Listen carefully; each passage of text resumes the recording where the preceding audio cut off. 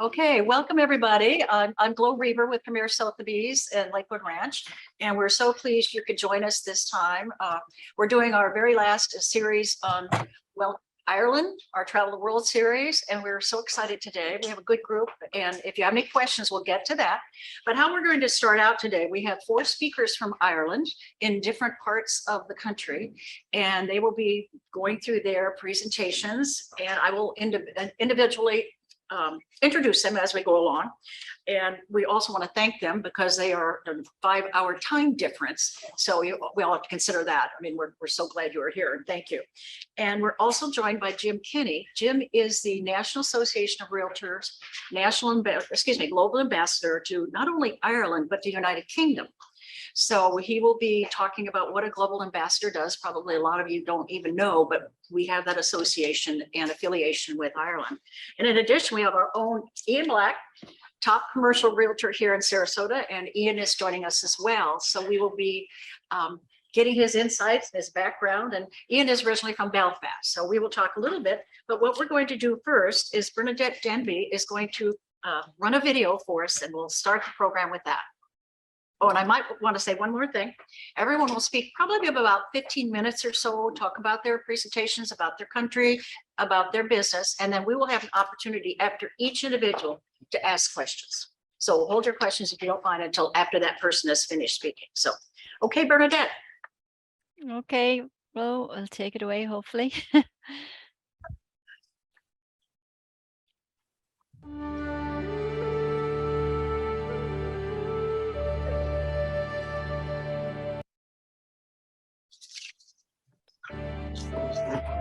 Everybody hear that, yes?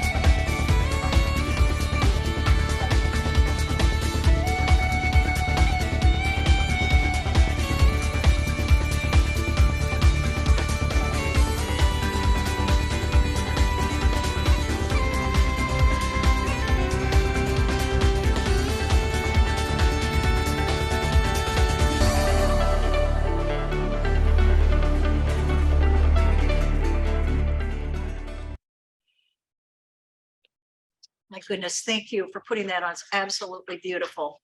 So we're going to start this morning. Sorry, I'll just turn that off there. I'm sorry. Okay, You're okay, work away. we're good. Bernadette, we got you there, right? Yeah, can you still Okay. see me? Yeah, All right, let me okay. introduce you for just a second. Bernadette is from the Wexford area, which is southeast corner of Ireland. She's been in the business since 1998. She's an auctioneer, valuer, estate agent, and she's going to be talking about buying and selling your home. She's done this for a great many years, and so she's very comfortable working with both buyers and sellers. So I'm not even dipping into too much for her background or any of our speakers today, but they have so many accreditations and background awards and very, very interesting people. So Bernadette, please lead off for us. Thank you. Sure, thanks, Flo. Glo, I'm just going to briefly set up another slideshow here. Okay. So just an introduction, I suppose, initially to us as a group. The four of us presenting today are all members of NAR, and we're CIPS accredited. So we feel it's an amazing opportunity to be local agents with global reaches. So that's a map of Ireland there with all our counties. And yes, I'm a Bernadette Denby. I'm an auctioneer, valuer and estate agent, and I'll probably explain a little bit about that later on in the second section that I'm covering. So we look pretty small on the global map, but we managed to spread ourselves around the world pretty well. For hundreds of years, Irish people seem to have spanned the globe and continued to grow and build businesses and build lives and opportunities. So the presentation then is in relation to us living and working in Ireland. 2022, post-COVID, many people continued to choose to work from home, which opened up the opportunity to live in areas that were more affordable, reducing daily commutes, opening up shared workspaces around the country, retailers changing how they sell, from relying on footfall to selling online and going from a local market to global. Small retail outlets sourced industrial units to carry larger volumes of stock and began selling online. Office workers working remotely, hybrid, or return to the office. We all have a choice at the moment on what we want to do. And employers have adjusted to that and changed how they ran their businesses in order to facilitate. So just a bit on the demographics, the 2022 census, the population is just over 5 million. We have a growth rate of 1.77%.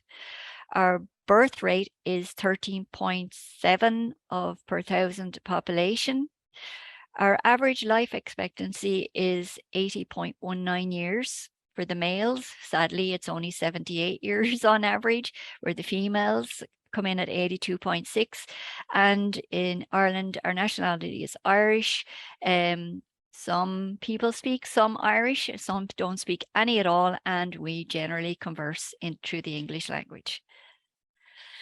So the basics in relation to buying and selling, Glo asked me to just tap into some of how things work here in Ireland. And first of all, the first thing I will mention is the Property Services Regulatory Authority. This was established in 2012, and it was designed to create confidence in a broken sector, to enhance the standing and image of the sector and provide much improved consumer protection for the clients of the property services providers, and serve to ensure the public that high standards would be applied and maintained. So we are now governed by the Property Service Regulator, and we have to adhere to their rules and follow their codes of practice. And we are also then ourselves, all of us, members of the Institute of Professional Auctioneers and Valuers. That's our professional body.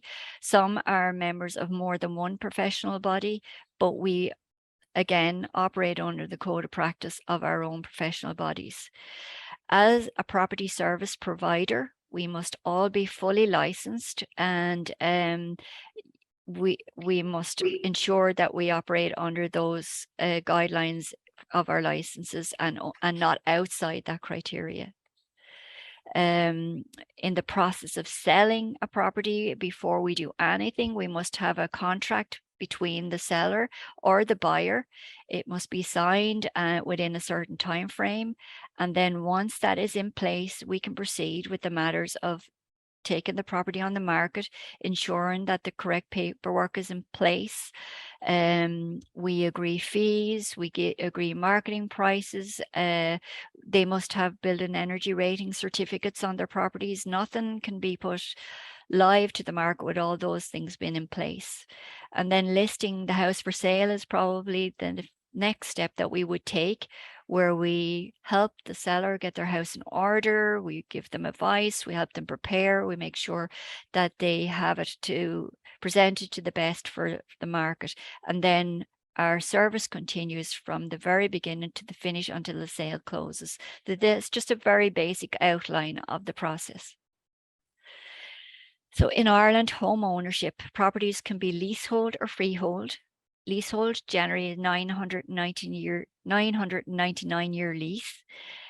Both leasehold and freehold properties should be registered with our land registry, and you can log into land registry and look up a property and you will know whether it is registered or not. Anybody buying or selling a property here in Ireland requires the services of a solicitor, is what we call them here in Ireland. I know you use the word lawyer, but you can't purchase a property without having a lawyer in place to look after your side of the contract.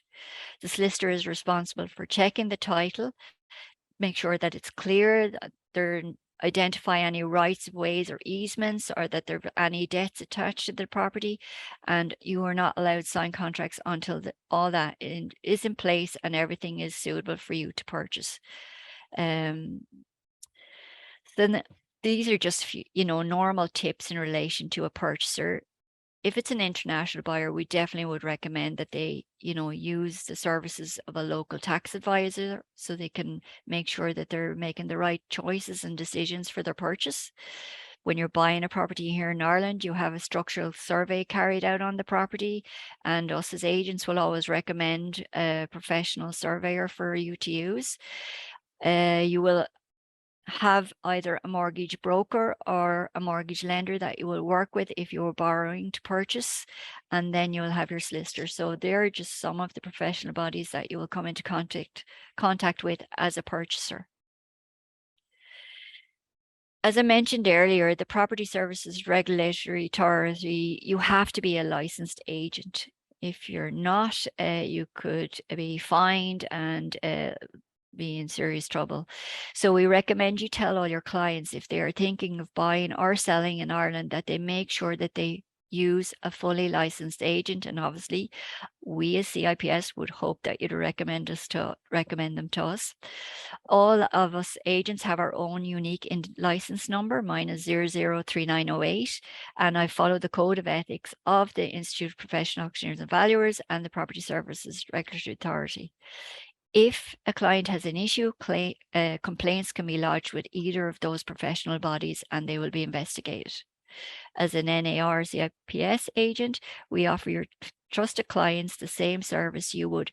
Professionalism, honesty, integrity, and reputation is the forefront of all of our businesses.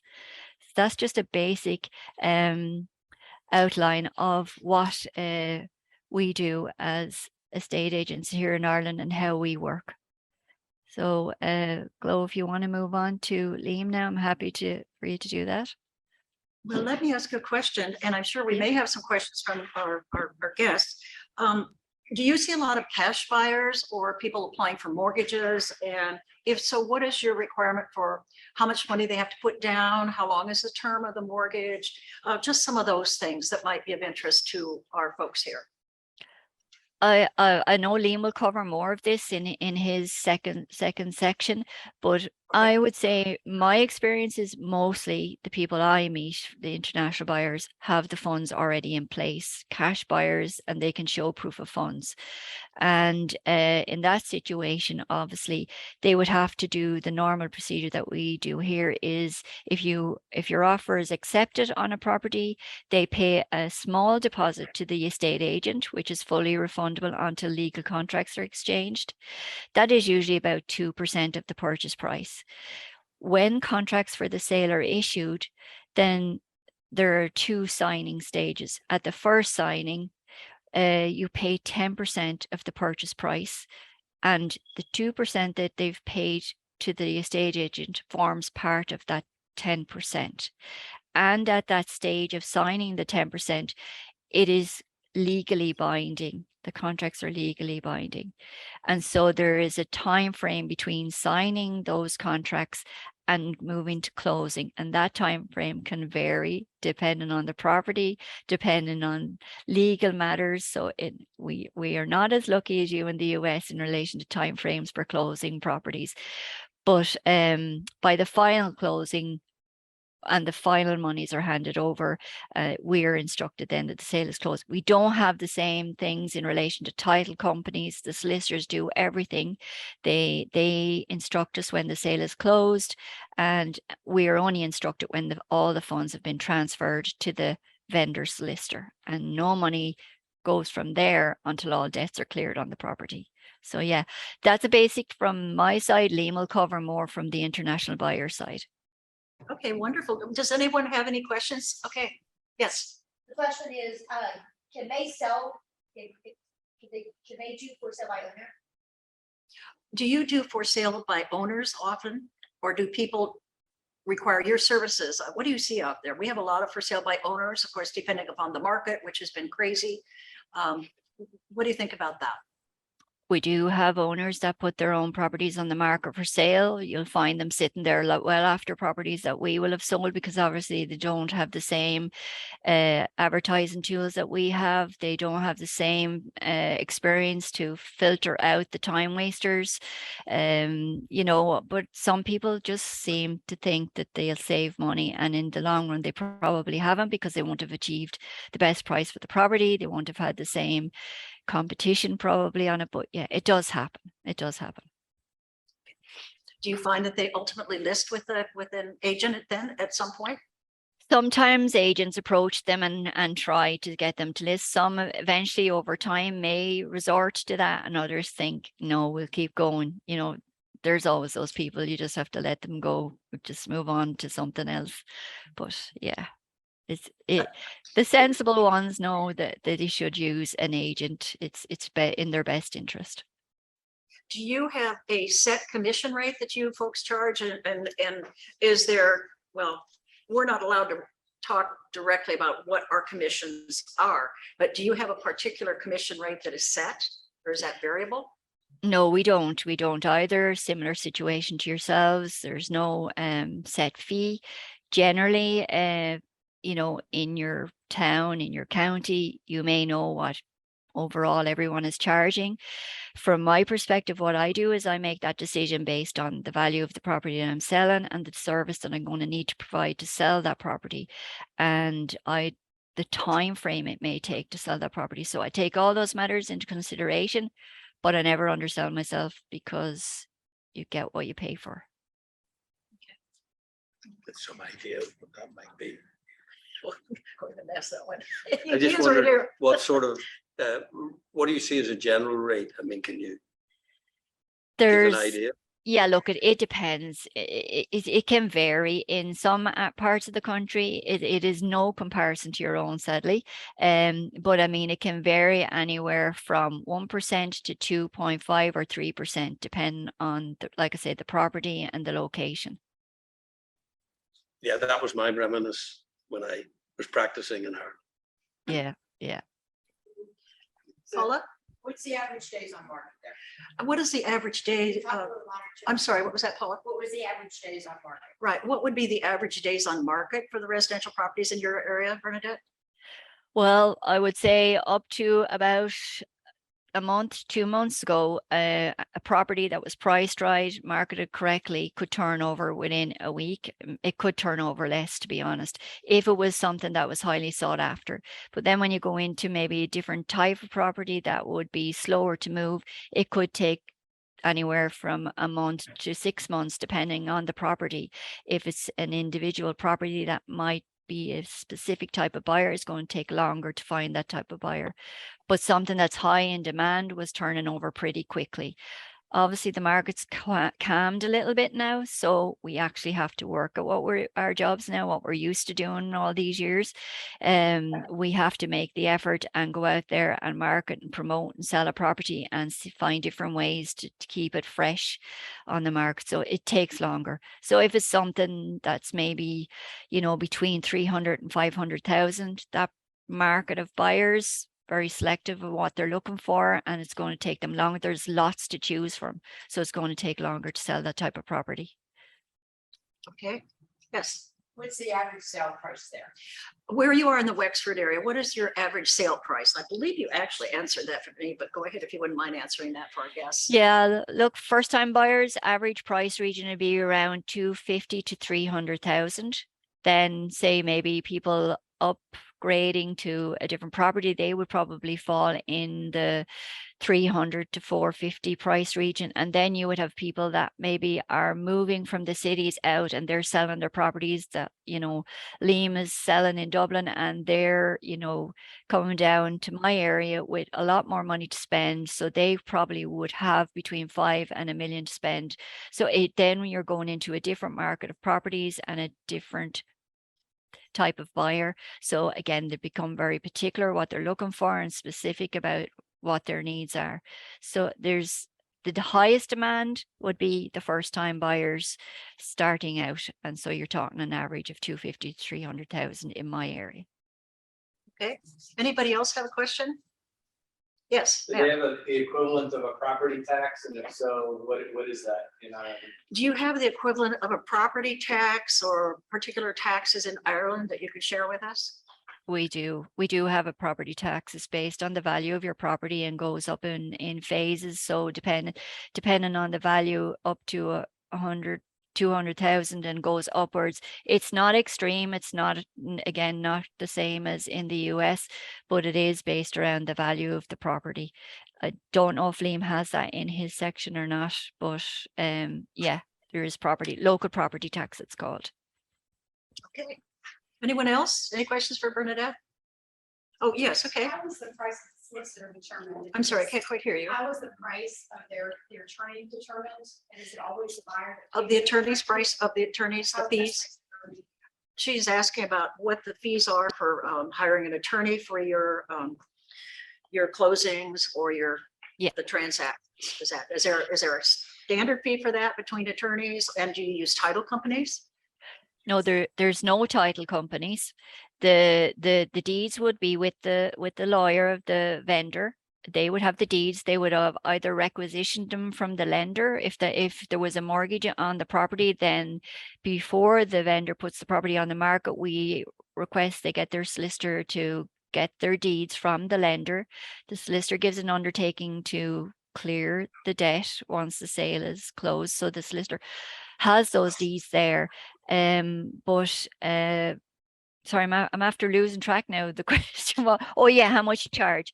Okay, so on average, 1% of the purchase price, but they have additional fees on top of that. So they charge small additional fees. So it can add up to probably about 1.5%, 2%, depending on the purchase price of the house. Okay, we will move on, Bernadette. Thank you so much. I know we'll be hearing from you a little bit later as well. So I'm going to move on to Liam Hogan, and welcome, Liam. Liam is with Hogan Estates and established that, I believe, it was 2002. And he is going to be talking to us about international commercial business there. He's got a wide range of experience. He's participated in sales, lettings, and values of residential, retail, and industrial properties, again, having many designations as well. And he's worked with the valuation panels for what the Bank of Ireland and permanent TSB banks. And His quote is keeping his finger on the pulse of residential and commercial values in Dublin. And Ian, welcome. So we're looking forward to hearing from you. Thank you. Thank you. So to give you a small bit of my background before I kick off, like you said, I started in this business in 2002. I'm a retired policeman, believe it or not. And I'm based here in the west of Dublin. I'm also, like the rest of the Irish people on here, I'm an international member of NAR. And for many years now, I've been attending both annual and mid-year. And myself and Mr. Kinney there have shared many a glass of wine late into the night. And I always enjoy traveling to the US, to the conferences, learned a lot along the way about how you do business, how you can do business better. And I'm sure if you guys ever find yourself on this side of the pond, maybe you might be able to take a leaf out of our book, because we get some things right. In full disclosure, I do quite a bit of business in Florida, in Orlando in particular, with an Irish colleague of mine there, Kevin Brady, who's based in Orlando. So I'm over there quite a bit, and I'm heading over there. I'm heading to Orlando for the annual, but I'm heading out 6 days early to get a bit of business done.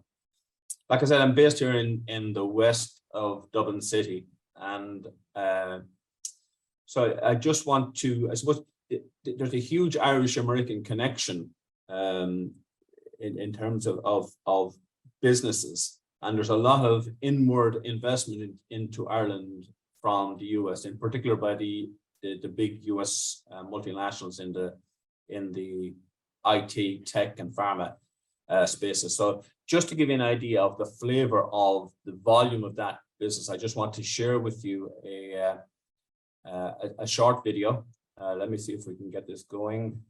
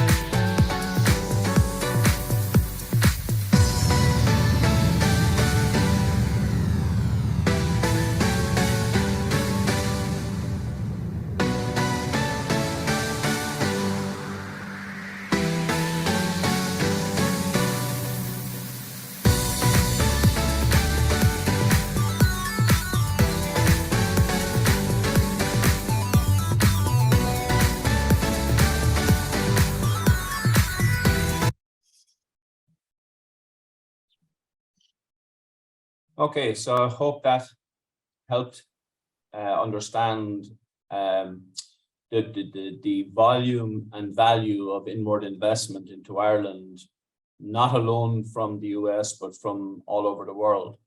And I suppose a thing to keep in mind is that take for example the population of the United States. It's 328 million. Population of the entire island of Ireland is about 5 million. So the population of the United States is about 66 times the population of Ireland. But when you consider, and these are facts and figures from the American Chamber of Commerce, that US companies in Ireland at the moment employ 150,000 people directly. But what is less well known is that 200 Irish companies in the United States of America at over 2,600 locations in all 50 states employ almost as many people in the US as American firms employ in Ireland. And in the state of California alone, Irish companies employ 25,000 people directly. And in that video that you've just seen, the one industry, which is our biggest industry by far, is not mentioned at all, and that's the agri sector. And that's the one that employs far more people in the United States than any other sector. Our two biggest trading partners are the United States at $47 billion per year, and the UK at 16 billion.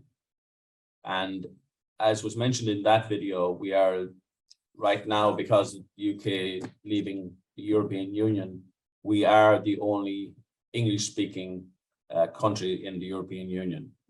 And remember that the European Union has a population of, as a market, it has a population of 682 million, which is double the size of the United States. So that's one hell of a market that we can export into. Our problem is this: Ireland is a small, very open economy, which makes our economy very nimble, so that then in an upsurge, our economy reacts very quickly, which is why this year alone, our economy in terms of GDPR, that includes all the multinationals, grew by 13.5%. When you strip out the multinationals, our gross national product was, the increase was 11.5%, which is still almost double that of the powerhouses of Europe, Germany and the UK. So our economy is performing very well at the moment, but here is the caveat. Because we are a very small, very open economy, when the US, the UK, or the EU, when they catch a cold, we get the flu.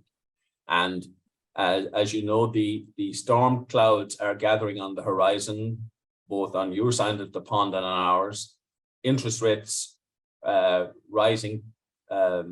All the central banks worldwide raising interest rates in order to try and control inflation, and with it the forecast of recession in the offing. So I'd imagine that our little economy is in for tougher times. So we on this side of the pond need to be very careful. In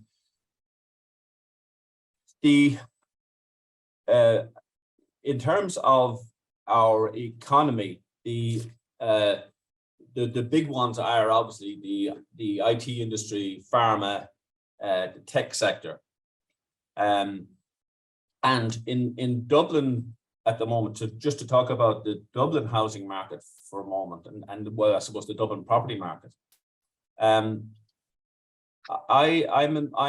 the president of FIAPSI Ireland as well. I don't know if your members, Jim Kinney is certainly very familiar with FIAPSI. But everywhere I go to conferences, in every country across the globe, and particularly in the US, I hear people talking about the lack of inventory or inventory. And we all know, because we're in the business, that in a properly functioning property market, there should be between 3 and 5% of the entire housing stock for sale at any one time. so that I know your market is slightly different than ours, but so if you take that 3 to 5% that should be for sale in our market at any one time, literally just before I came on, I just did a quick look at what's available here. 3 markets or 4 markets right beside me. So Rathfarnham, Dublin 14 would be a pretty exclusive area. In Rathfarnham, there are 7,008 properties. There are 179 for sale, and just one.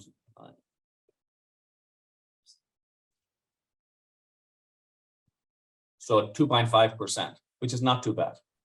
But in the other ones, Fir House right beside it, there's 8,156 properties there, and today, right this minute, there's 0.5% for sale.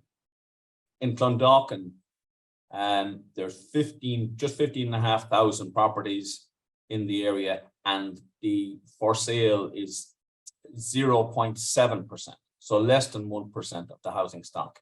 And in Lucan, which would be a reasonably a good area, there's 0.75%. So that's how tight the housing stock is. And we have a problem in Dublin with supply and demand caused by, number one, the planning process. It is unlike Florida. The planning process here is very slow, very costly, and fraught with legal challenges.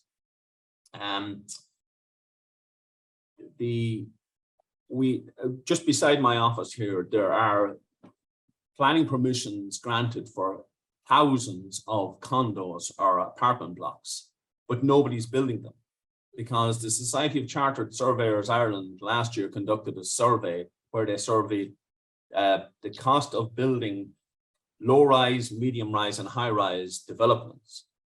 And they discovered that in none of the 3 was it viable to build to sell. So for any developer, it was not viable for them to build low-rise, medium-rise, or high-rise condos in order to sell them. It was viable for somebody to build to rent because of the shortage of properties on the market. Rents have gone through the roof here. And because of that, we have pension funds and investment funds buying blocks of apartments or condos at a yield of between 3 and 3.5%.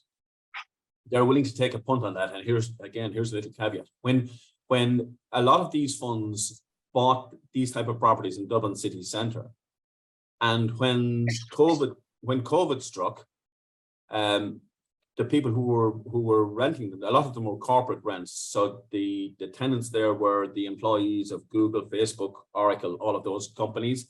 And when in March, when COVID struck, all of these people went home to work. But home was no longer Dublin city centre. Home was Frankfurt or New York or Rio. And a lot of these apartment blocks are vacant. So now we have a lot of properties in Dublin city centre where people are working from home. The funds have made a decision of taking a view that they would prefer to leave them vacant, because if they release them onto the property market, either if they try to sell them, there will be a glut of properties on the market which will suppress the values of apartments in the Dublin city centre. And if they try to rent them out to the ordinary punters, it will have a negative effect on the rental values. And because they can only increase rents by 2% per year, if rental values drop, they will never get back to where to the values that they bought them at. So that's the apartments. Single family homes, we have a demand, depending on how you do your calculations, but in Ireland, we have a demand for about 45 to 55,000 housing units per year. At the moment, we're building 25. So we're building less than half of what the demand is. But as we know, as property professionals, demand is one of the factors that influence demand in the property market is the supply and availability and affordability of credit. And as the European Central Bank raises its interest rates, credit becomes less affordable. And we have situations here in Dublin at the moment, and because I'm an appraiser with a number of the banks, I see it happening where a married couple have been mortgage approved for a property. The cost of living has risen, interest rates has risen, and now the bank is coming back to them and saying, I'm sorry, Mr. and Mr. Buyer, you can no longer afford the mortgage that you were granted 5 months ago or 6 months ago. And that's becoming a real problem. The time to close here is another problem. So because I do a bit of business in the US, I know how quickly you guys can close deals. Here, I'm just looking across, I have a whiteboard across here. I have 14 properties that I have sale agreed. 14. One of them is 2 years sale agreed.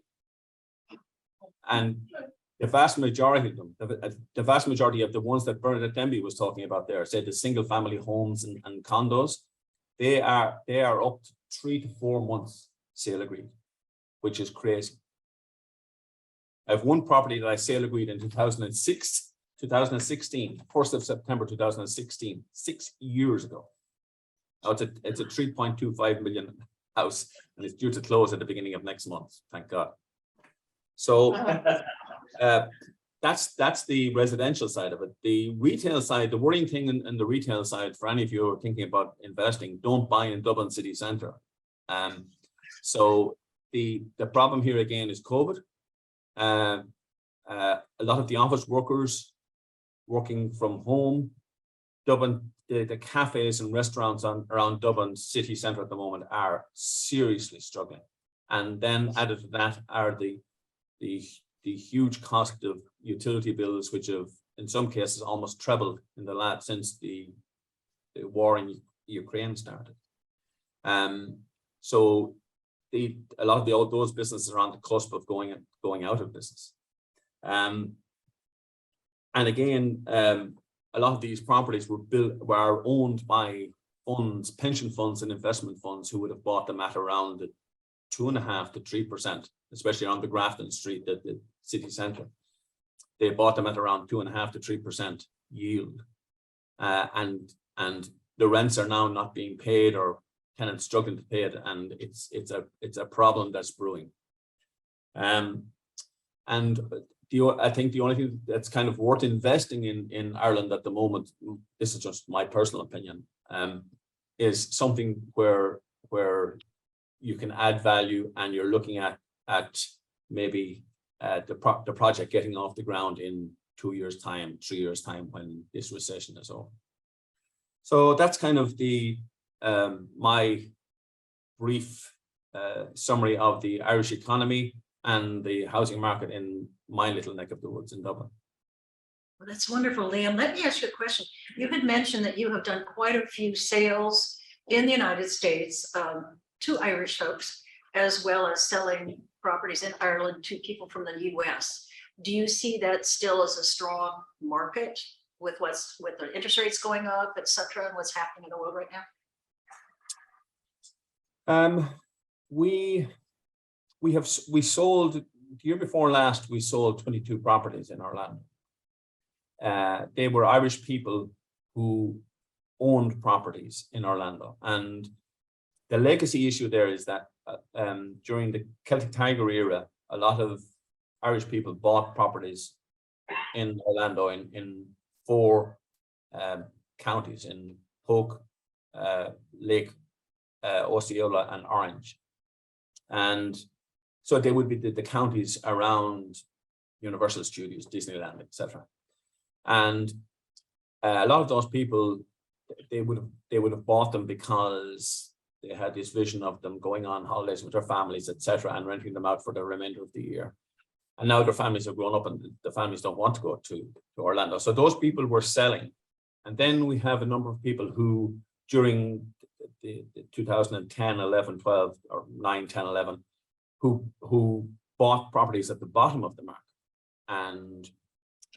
And those people have made significant money and now want to continue investing in the US, mainly because the difference between investing in the US in residential property and investing here is that here the investor gets absolutely hammered by the tax man.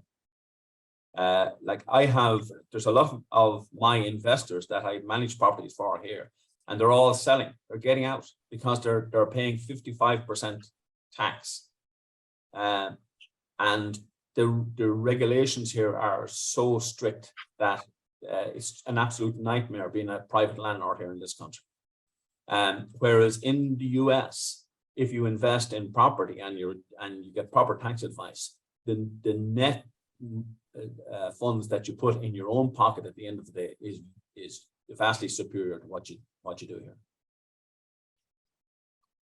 Okay, well, thank you. Anybody have questions for Liam? Matt? So on some of those longer contract to close periods, I think you called it sale agreed. Are there any price changes based on index or inflation or anything like that? What he's asking is that those long situations to closing, are there any price changes or issues that changed in the middle of that? And I also heard a phrase called gazumping. So if somebody could explain gazumping to us, we'd appreciate that as well. Yeah, that's exactly what that is. So I won't tolerate gazumping. And I prefer to walk away and not do business with a seller who wants to jack up the price because prices are valued. If we sale agree a property, so what gazumping is if you sale agree a property at 300,000 and then the owner, if the sale drags on a bit and the owner decides, oh, it's worth 350 now, and he wants to jack up the price to 350, that's gazumping, and I just will not tolerate it. I'll walk away and forfeit my fee rather than get involved in that. And to answer that gentleman's question, those properties have not, the prices have not increased since we went sale agreed on them. So sale agreed is pending. Anybody else have any other questions? Yes. What factors which cause a property to be under contract? Wait, can you speak up? I'm sorry, can't hear you. So what factors would cause a property to be under contract for 6 years? What causes a property to be in contract for that longer period of time? What factors would cause? Why is it that long? Cause the delay, yeah. Oh, yeah. Okay, so the answer to that question is that it was a development site, was a very big, large period house on 3.1 acres. And so it was sold subject to planning. So the developer bought it. There was no planning permission for the development of the site. The purchaser bought it subject to planning. So he applied for planning permission for the development of the site. That took about 18 months. That's number one. Number two, when at that point then, when the lawyer sat down to sort out the sales contracts, they discovered that this gentleman had inherited the property from a grandaunt, or two grandaunts, who had passed away, and their estate had never legally been dealt with properly. And that took a bit of time to sort out, but then the gentleman himself sadly passed away from pancreatic cancer. So, and then his estate had to be dealt with. So it was a double whammy. So, unfortunately. That answer that for you? Anybody else? All right, well, Liam, thank you so much. I know we're going to be hearing a few more wrap-ups near the end. And I thank you, and we will move on to Alan Lockery. And I assume I pronounced that correctly. Alan is from the Galway area and has offices in Galway and Dublin. He's a managing director at BB Real Estate, commercial real estate, and has worked with Business Vision since 2002 and with BB Commercial since 2008. He has extensive experience and expertise in the areas of commercial property sales and valuations, mergers and acquisitions, and commercial real estate transactions. So welcome, Alan. We're glad you could join us today. Thank you. Thanks. Looking forward to speak. I think Bernadette has a video there just on the Wild Atlantic Way. So rugged, unspoiled, untamed, where land and sea collide. This is Ireland's last frontier against a marauding Atlantic. This is where you can journey along our nation's soul. This is the Wild Atlantic Way. So come with us on the way to a road trip of a lifetime, stretching 2,400 kilometers along Ireland's western seaboard. The Wild Atlantic Way is the longest defined coastal drive in the world. It is a journey shaped and inspired by the invading sea, by the defiant land that battles it, and by the native Irish that enrich this unique region. Along a route that travels from Donegal in the north to Cork in the south. It's a journey where wild, raw beauty is your constant companion. Punctuated by world-famous views that will take your breath away. Amidst this wilderness, the Irish have long worked and played, and you can join and share with them in their creativity, in their history and native Irish language, in their pastimes, in their independence born of the land and sea. This is a journey to and through the Ireland you imagine. This is the wild, magnificent Ireland of your dreams. This is the way to a trip of a lifetime.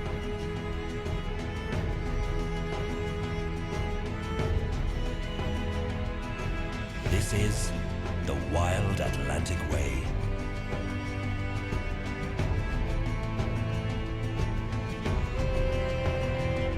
Join us for a journey that will stay with you forever.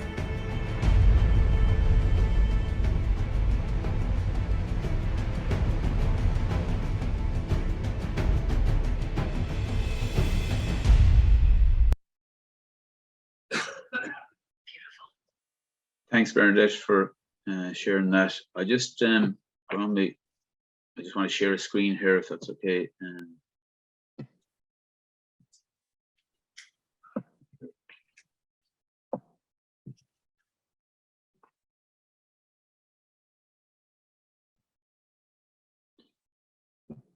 Yeah, just as you've seen from the video there, I'm based in the west coast in a city called Galway, in the western part of the country.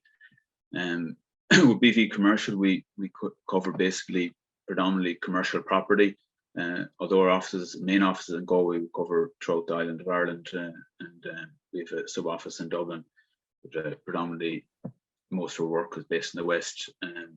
Here's a bit of the background. Myself, been involved in the company since 2002, and during the recession, we expanded to develop BV Commercial. So originally, come back in 2002, I would have been involved in the sale of businesses, which would be like hotels, filling stations, and nursing homes.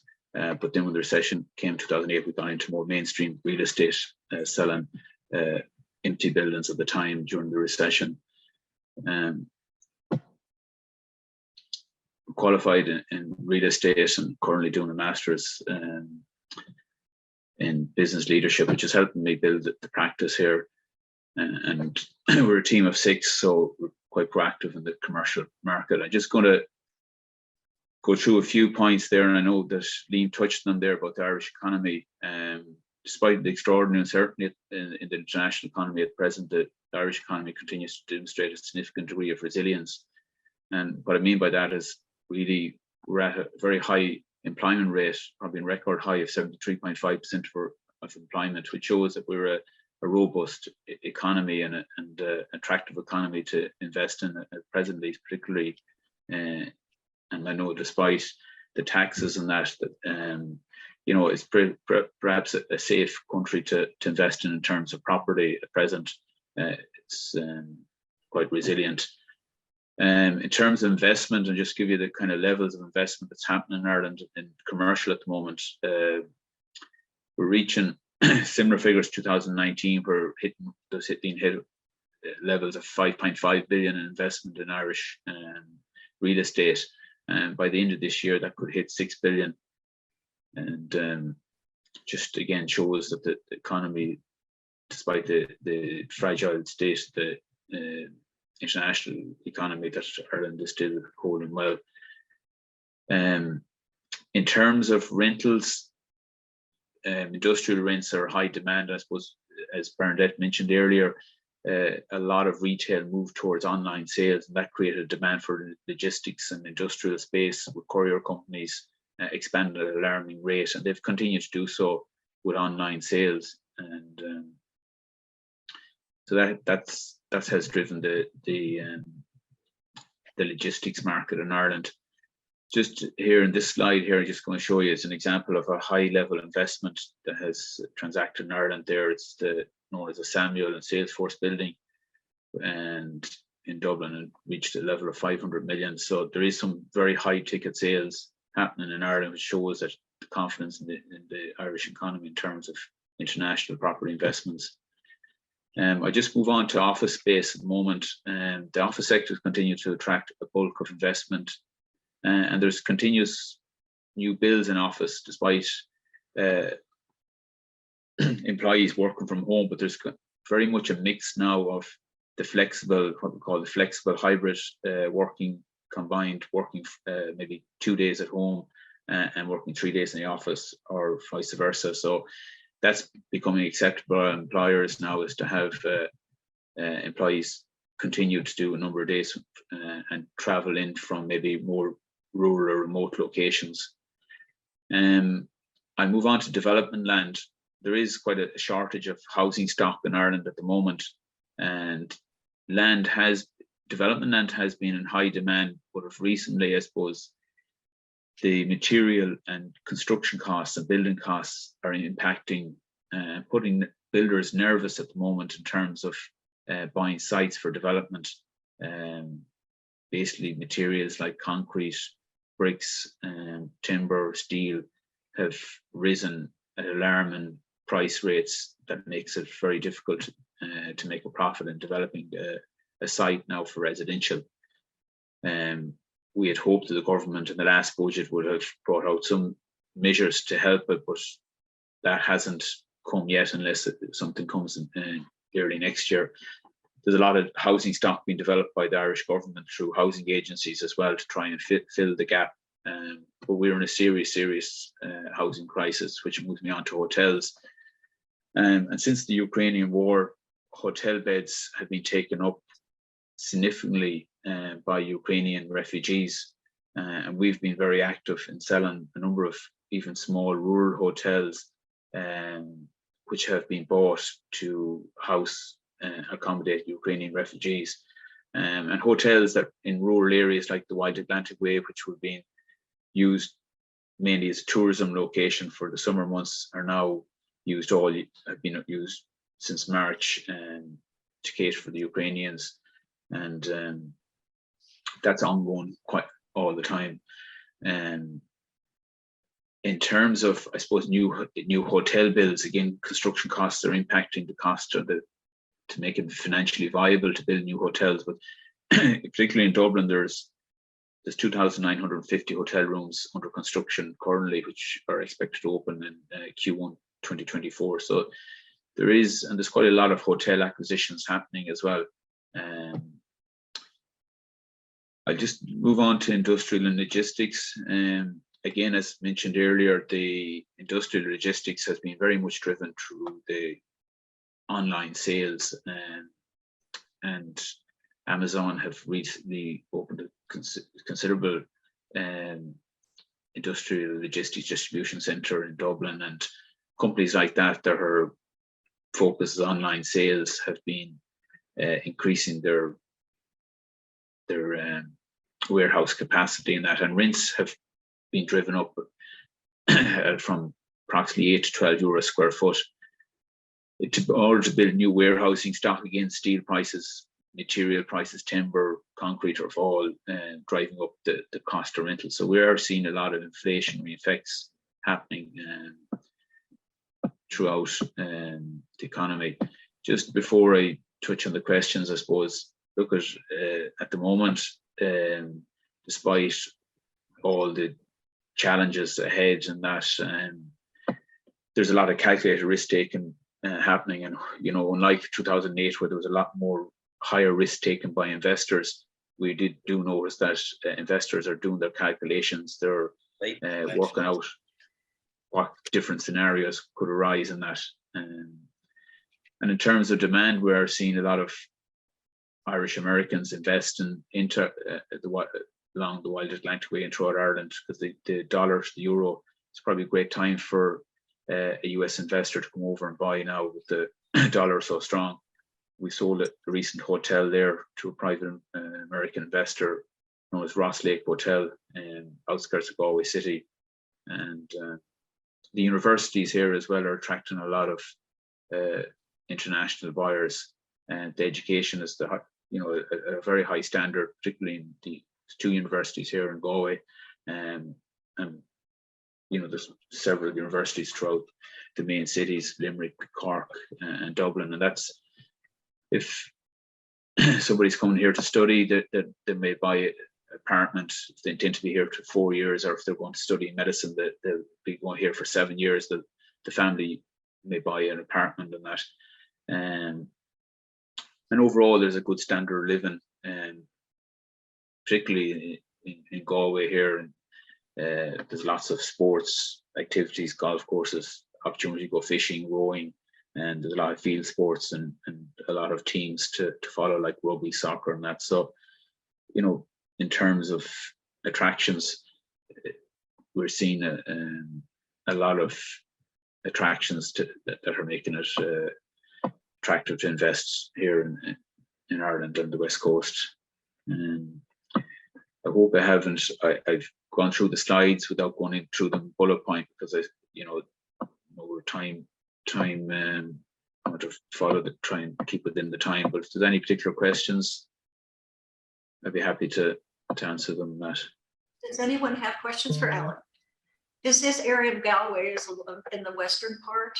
Do you see a difference in the commercial business? You have offices in Dublin and in Galway.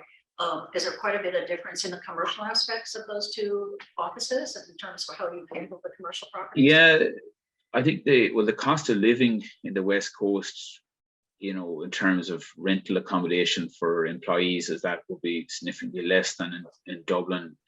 So a lot of employers at the moment have to look at, how they're going to attract employees. Are they going to be able to get accommodation and that? So some employers have established here on the basis of being able to have employees that have accommodation. And in terms of similarities, Galway is very much a med tech environment. So you'd have likes of Boston Scientific here, Medtronic, SAP, Cisco, name but a few. And whereas in Dublin, I suppose you have more financial services type companies, and a lot of the IT tech companies such as Facebook, Google, they haven't come west, or Amazon, they're dominantly in the Dublin region. So we're more a med tech environment in the west versus the financial IT sector in Dublin and that. And then in Cork, when you go down south, you have a very strong agri sector, and then you have a very strong pharma. They're more in the pharmaceutical sector. It seems to be where the attractions are there, like so that Johnson & Johnson in Cork and that. So the good employers, like we're very fortunate that the employment that's in the regions in general, like. Do you have a lot of US individuals coming over privately, not commercial, to the Galway area? It's a beautiful area. So do you have a lot of people coming from the United States? Indeed, yeah. You have a lot of Irish Americans following their roots. They would, back in the mid 1800s, a lot of Irish immigrated to America, and a lot of them, Irish Americans, will be coming back to follow the roots. And it's amazing when you do meet them, they want to invest in a home or a house exactly in the location where their ancestors left. They don't want to come into the city. So if it's Kinvara, they were not going to go to the next town. It'll be in Kinvara. That's where my grandfather or my great-great-grandfather came from. That's where they want to buy. Or if it's in Headford or in Cong, you know, they're very much specific focused. And sometimes it can take a time to get that particular property in that village or town for them. And it's great that they're so interested in their heritage. And it's lovely to hear the stories, you know, when they go and try and find their roots and they go back to the village where their ancestors, and how proud they are of the region, and how proud they are of their ancestors having left and made a life, and they look at it, that's their DNA, you know, that's where they're from, that's where they originated from. And it's a love story with Ireland, really, you know. And you know, we've noticed even some saying they'll come back here to live permanently, like that particular Ross Lake House Hotel, a family had sold up their business and they wanted to come here for a way of life, and they like the remoteness and the way of life here. So yeah, it's you know, sometimes I remember one guy said, I'm in Boston. I wish I was back in Galway. I'm in Galway. I wish I was back in Boston. You know, the grass is always greener. But Well, I know at Cong, I know people go to Cong, we visit it quite frequently just because we love the movie The Quiet Man with John Wayne and Maureen O'Hara. It's one of our all-time favorites. So we have to go back to Cong and find the bar. So we Yeah. enjoy that. But Yeah. anyone have any other questions for Alan? All righty, Alan, thank you so much. We really appreciate this presentation. It's just so interesting, and we'll probably be having some more questions down the way a little bit. So thank you. Great. Thank you. Our next guest is Vinton McGill, and Vinton is from the Longford area and Carrick-on-Shannon. He manages all type of real estate, residential, commercial, property management, and valuation. They cover the numerous counties of Longford, Leitrim, Roscommon, Westmeath, and Cavan. And they use cutting-edge technology and unique marketing techniques to maintain their level of service to customers. And Vinton, again, as all of our panelists today has numerous designations, and he serves as a certified valuer on valuation panels for leading financial institutions. Vinton, thank you so much for joining us today. Good evening, everyone. I suppose I'll start off by saying DNG, it's the largest franchise for property in Ireland. They have 81 offices countrywide, and out of that, there's approximately, I think, 15 to have in Dublin. I suppose you've listened to the last three speakers there, and they're from all these great places, Dublin, Wexford, and Galway, and where there's plenty of money. Now we come into the real Ireland, in the centre of Ireland. I see Alan laughing there, but you know, reality, I always think it's really in the centre of Ireland. Just moving on there, Bernadette, I'll show you some of the slides we have here. What I'm going to do is just show you the different types of property we have, and give you an idea of values and what it costs. Like you're looking at a house there, it's just outside Longford. We're looking for a little over 400,000, but it's 3,500 square feet. Now, as Alan was even talking earlier about the build costs and that type of thing, the build cost today in Ireland is running around about 2 to 220 euro a square foot. So we want to go build this thing now tomorrow. You know, you're looking at maybe 700,000-800,000, and we're now selling it at 400,000, nearly half the price it costs to build. And saying that in where we are, say in Longford now, I'll talk about Leitrim in a minute. In Longford, there hasn't been a house sold in Longford since 2000. There hasn't been houses built for sale since 2005, because of the fact that we haven't even come up to equilibrium as regards build costs set against the selling cost. We're way off it. And an example of that is the 3-bed semi for sale today would want to be achieving around about 245, 250 for maybe 1,100, 1,200 square feet of a 3-bed semi. We're selling them in Longford for around about 205. So that's the problem we face. You can roll it on there again, Bernadette. Again, this is the same property again. It's on 3/4 of an acre. Absolutely fabulous. You have things like on it, there is granite worktops that go in, and they're all part of the windowsills at the same time. Fabulous property. This one here now, I'm going to show you. I hope that we can play this. I don't have a voiceover because of the size, but it's a property we're selling on the River Shannon. It comes with its own jetty and all onto the Shannon. It's something that is extremely hard to get today. You actually will not get planning permission from Inland Waterways in order to have a jetty for your boat on the Shannon. This house, we're looking 595,000. Presently, we have an offer of 580 on it, and the vendor says absolutely not. She wants 600. So I hope to be able to try and secure a 600 offer or an offer in the morning for that. Fingers crossed. But it's an absolute fantastic, that you see there with the private jetty, and then we swing out across the house. It was completely refurbished in the last 10 years.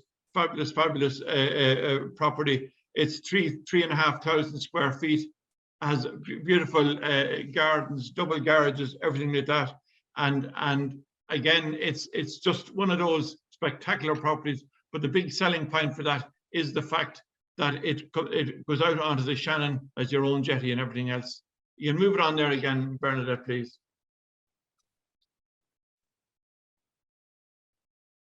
Just move it on again to the next slide.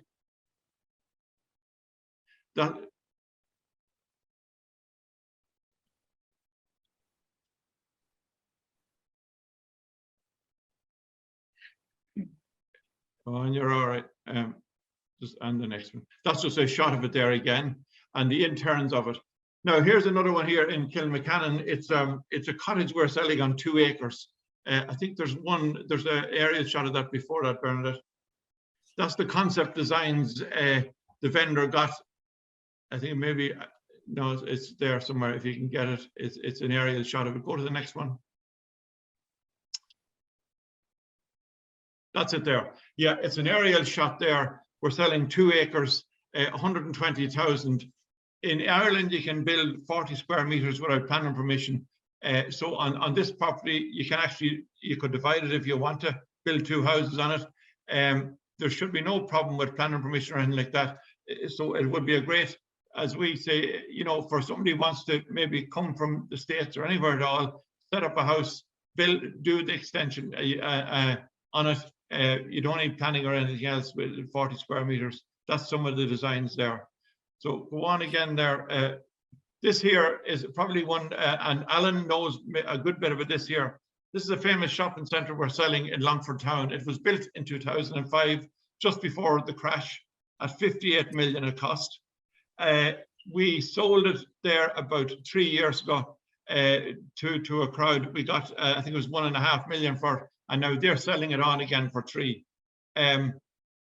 Because of online shopping, all that type of thing, it probably will never be a shopping centre. There's parking in it for, it's 240,000 square feet. There's parking for 350 cars on the roof, and we're selling it for 3 million. But we're trying to get somebody in there that will actually, just grab it and change it, maybe a 3rd level college, something like that. So that's the type of thing we do, we sell. Moving on from that then, in Leitrim, we've just opened another office in Carrick-on-Shannon. It's a whole different ballgame down there. Leitrim itself, especially Carrick-on-Shannon, is on the Shannon itself. A huge amount of tourism, all that type of thing. We've only opened our office there in the last 2 months, and we're just building it up as we go along. I suppose going ahead, then we also do some commercial. As Alan was saying there, you know, that the rental values in the likes of Dublin, Galway, warehousing is something like 8 to 12 euro a square foot, whereas in the Midlands here, we are renting from anywhere from 5 and 6 euro a square foot.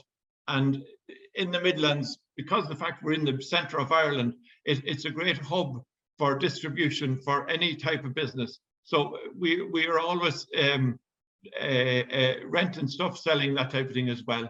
We also do a lot of, we're just after taking over a property management company with over 120 residential properties. So we hope that's coming on stream now in the next few months. But look, I'll take any questions you have there on the wonderful Midlands of Ireland. Is your area of Ireland, do you see a lot of new development or developers, new homes for people buying new homes? Is that quite prevalent out there? No, there's very little new developments going on in Ireland, in the Midlands itself, because especially in the Longford area, because of the cost to build. I think most of the speakers before me have said exactly the same thing. The regulations, all the different 20% of a development now has to go to social housing or affordable housing, all that type of thing. It's hugely expensive. We're not up there yet as regards the cost to build is too high in this country to build in the Midlands. Okay. Anyone have any questions? Any of you feel free to jump in with any, like this question I was just asking Fenton about new home sales and developments. Obviously, here in Florida, we have a great deal of that. So I think there's a lot of interest to find out if that occurs over there, and where is a lot of rehabs of existing properties, or what do you see as the future there? Do you see the tourist industry still as strong and getting stronger? The tourist industry, especially in Leitrim and all that, is very strong, extremely strong. You have a lot of people there coming. They have holiday homes on the Shannon, and it's a huge business down there. Okay. Centre Parks. Centre Parks, yes, it's the biggest park we have here in Ireland. A huge success. Cost 280 million to build, and I think it's on 98% occupancy most of the time. And where is that located? It's just outside Longford, about 15 miles outside Longford town. Oh, okay. Centre Parks, yeah. Anybody else? Any other questions for Fenton? All righty, well, thank you, Fenton. We're going to move on. I know Bernadette has a presentation, a video for us to see about Southeast Ireland next. And then I know Liam's got a few more things, and moving on. And thank you for all of these. This is so interesting.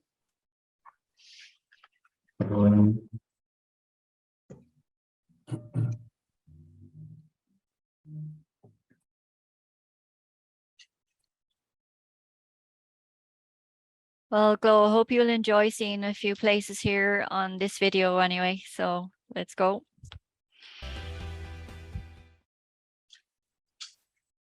Brad Thomas. Sorry. Never worked a day on Wall Street.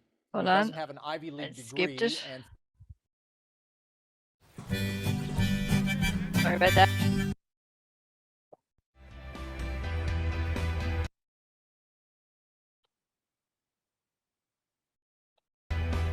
County Wexford, located in the southeast corner of Ireland, is within 1.5 hours of Dublin Airport, 2 hours of Cork Airport, with Waterford Airport less than an hour away. The key port facilities of Rosslare, Bellevue and New Ross are also located within an hour of Wexford. The southeast region of Ireland has a population of just under 500,000, and of the workforce over 23% have third-level qualifications. Wexford is located close to both Waterford and Carlow Institutes of Technology and hosts a dedicated third-level campus in Wexford town. In addition, top Irish universities of Trinity College Dublin and University College Dublin are within easy commuting distance. Wexford has developed key sectoral strengths in agri-food, international financial services, life sciences and ICT sectors, with 20 multinational companies currently operating from here. As part of our business support package in helping new and expanding business locate to Wexford, the local authority offer a range of property solutions, from greenfield development, including service sites available in business and technology parks, to zoned industrial land banks across the county and good quality commercial property available for lease. We have a dedicated in place supporting business interested in establishing or expanding here, and we prioritise planning applications with job creation potential, ensuring your move to Wexford is as streamlined as possible.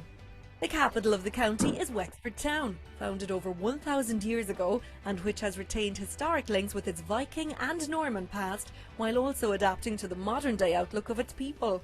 Wexford is one of the most attractive urban districts in Ireland.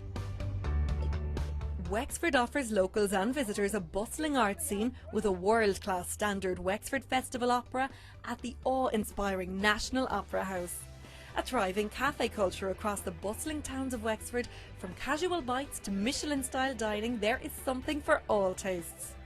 Wexford is the South East region's top destination for overseas visitors and one of Ireland's top home holiday destinations, with a variety of accommodation on offer.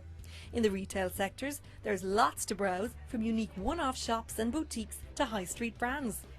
The county's coastline stretches for over 270 kilometres, with 5 blue flag beaches and wonderful adventure and water activities. Wexford really is one of the gems in this part of the world and has lots to offer as a place to work, live, visit and do business.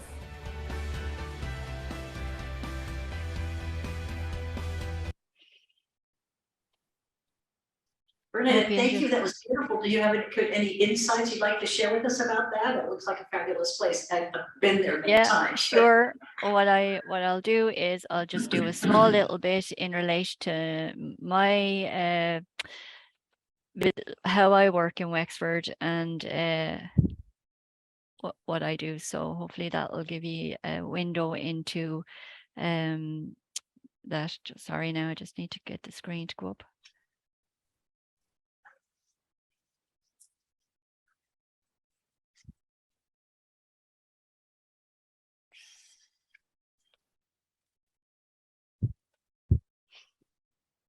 So yeah, I just thought I'd touch on myself and my own business based around Wexford. So I'm an online estate agent, which obviously pre-COVID was something unheard of and people thought I was crazy, and then everybody had to go online when COVID happened.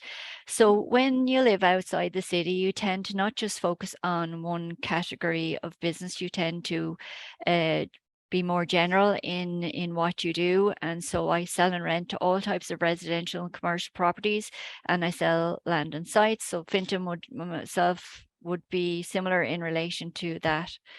My family, my son Alex is 21, he's in Trinity College but currently studying in Germany, and I have twin girls, Rachel and Sophie, and the dog Ruby. So it's always good to get to know somebody on a personal level with the hope of connecting with them. And my previous experience is I've worked many years ago as a secretary receptionist, but I've been in auctioneering since 1998. I studied at UCD and got my diploma in 2002 and became a member of the Institute of Professional Auctioneers and Valuers. The accreditations you mentioned before, so I'm a FETAC level 6 borough assessor, but it's not something I practice anymore because I'm busy with other aspects of what I do. I'm a Tagova Blue Book Valuer, which I'll explain later as well. A member of National Association Realtors. I'm a certified international property specialist. And so as an agent, I've worked locally throughout my career, but I've looked after clients who've lived in Australia, Dubai, America, England, Scotland, South Africa, Portugal, and probably lots of other places too. I act for them selling property, I've acted sourcing property for them, and I've acted letting property for them. And I also offer a service of if they purchase a property and if they're from the US and they can only be here for 90 days of the year, then I'll look after inspections at their property once a month, just to cover them for insurance purposes. So they know they can trust me to look after their best asset. So here on a local basis, in 2021, cash was king and cash is still king. There are plenty of people out there who don't have to borrow to buy, and they, up to, like I say, a couple of months ago, they were the ones pushing the prices up on the poor mortgage borrowers and outbidding them on the properties. A lot of them were people leaving the city for better value, for remote working, to get a better work-life balance. And people living abroad decided after, during COVID, that they were too far from family. They want to move closer to home. Now with being able to work remotely, it didn't matter where they were based. So obviously prices increased then due to the shortage in demand. So I mentioned before, I'm a certified international specialist, and connecting with groups like yourselves is really what we hope to do as a group to grow internationally, make connections, and hopefully all pass business together. We all attend the NAR conference. We're going to Orlando in 3 weeks' time, and that's us in Boston, I think it was, a group of us. So as I mentioned before, properties in good locations up to 400,000, they turn over pretty quickly in my market. The highest demand is in second-hand dwelling houses in good condition, ranging from 250 to 400,000. And anything above that then will take a little longer depending on what it is and where it is and the demand. For example, in Rosslare Strand during the summer, there was a massive demand for property from the Dublin market. People were really bidding crazy over asking prices to source property in that area. So an aspect of what we all do, but is probably not something that you do yourselves, is we have what we call bread and butter work, where we're auctioneers. So during an auction, we can conduct an auction while selling property. We're an estate agent, but then we also act as a valuer. And as a valuer, we value property for specific purposes. So if somebody has a bereavement and the property, their estate needs to go to probate, we will value that property. If somebody has an elderly parent who needs to go into a nursing home, then we value their property for what's called fair deal. It's a government system. For people, couples separating, they may need their house valued to agree how they'll split their asset. And for people making financial decisions also, they generally need their properties valued. So we are all Blue Book valuers. We're Tagova recognized valuers is the European accreditation. So it's a standard of valuation that we can do. So that's something, again, you know, that you can use for your clients if they have property and they require them valued for a specific purpose. So the basis of everything we do is to provide individual tailored client service to assist buyers in the property search and guide sellers and buyers with our knowledge and experience. So we're local agents, but we have global reach. So that's just a little bit about me. As an agent, and in Wexford, as you say, the market there it's so varied, and you have to be knowledgeable in as much of it as possible, and you can only be that way through experience. And so, like I say, I'm in market since 1998. I've seen the highs and lows of a few markets now. When there's an up, we always know there's going to be a down. It's just how the market rolls. It's the business we're in. You get used to it. You make sure that you prepare for the down so you can ride it out. Whereas if you're not experienced, people don't do that. And then when things go bad, you see people disappear from the market. So that's a little bit about me. And I really, in relation to Wexford, I think the video really covered a lot about investment in the area and the potential and growth and how accessible we are for people who want to commute, who want to do remote working. I work from a shared remote workspace. I have people around me who work for companies globally who would have previously been hopping on flights to travel to meetings around Europe and to the US. Of people around me speaking different languages. They're on Zoom calls to different parts of the world. Yet they've chosen to live here in Wexford for their work-life balance. So it has a great potential there for somebody who just wants to change how they live and work in an affordable way. Well, it's a wonderful place to be. I think we see a lot of that too. I think all of our businesses have changed dramatically since COVID. We all used to go in the office and have a place in there. I have an office I haven't even walked into in 3 years because you're prepared to do everything you need to do at your home. So things have changed as well here. So that's a wonderful background for us. How about questions for Bernadette? Yes. The bread and butter referrals that she talked about, do they get paid for that? And if so, how Yes. much? I'm sorry, what was the last part? Do they get paid for it, and if so, how much? The bread and butter referrals, do you get paid for those, and then how much? Yes, we definitely get paid for them. It depends again. Some people are foolish. They don't get paid in the hope that they may get the property for sale down the line. But my system is you pay, and then if I do take on the property for sale, I will deduct what I initially charged from the fee of the sale. But in relation to the fee, that really is based around the property that you're valuing, because you could be valuing something that could be very time consuming, and you have to take into account the hours that you're going to put in the preparation of that valuation. It's a written report. It needs to be to a standard. And so that's not something you're going to have a general fee for. Has to be based around the time you need to value that property. It's not a general, there, smaller valuations maybe for banks that Liam does, they're different. There's usually a fee that the banks generally tell their clients what it might be. But what I do for private individuals, for private valuations, I set the fee for that. Okay. Anybody else have a question? Yes, Samira. So does she have a separate license for appraising and valuing aside from real estate, or is it one and the same? So here, if you're going to give the professional appraisal, you have to be licensed for it. Do you have a separate license for that between your valuations and perhaps doing an appraisal for a bank or something like that?